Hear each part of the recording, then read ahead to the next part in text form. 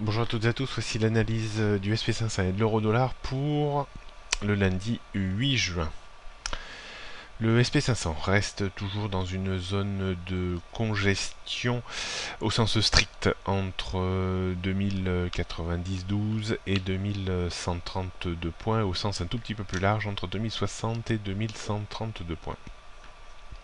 Est-ce qu'on va finir par sortir de façon péremptoire de cette zone de trading range par une rupture de 2060 et une belle baisse qui pourrait nous ramener vers des niveaux inférieurs, vers 1965 points, voire peut-être plus bas à terme? C'est toujours un petit peu l'idée que je défends. Un débordement de 2132 points serait quand même une réelle surprise, mais n'entacherait quand même pas le scénario baissier de fond pour avoir de nouveau un petit excès vers 2150-2180 avant peut-être de trouver plus franchement un courant vendeur pour piéger un maximum de gens qui travaillent les marchés un petit peu dans le sens de la vente à découvert sur les marchés américains.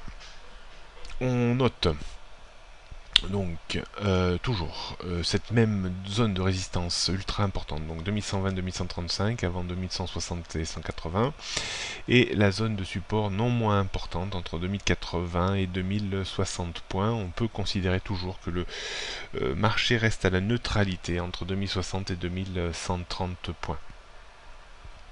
Du côté de l'euro-dollar, reste dans une zone un petit peu de neutralité entre 1,0820 et 1,15. Il faudra vraiment s'extraire de ces deux niveaux pour trouver un courant beaucoup plus baissier ou haussier.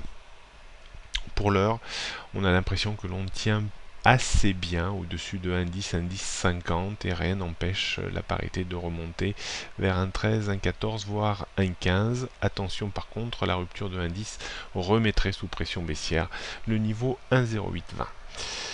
Donc 1,12, 1,13, 1,15, 1,1530 sont les prochaines résistances. 1,1005, 1,10 une zone de support importante avant 1,09, 1,0820 et 1,0650. La tendance long terme toujours baissière. En dessous des 1,1530. Bonne journée à toutes et à tous et à demain.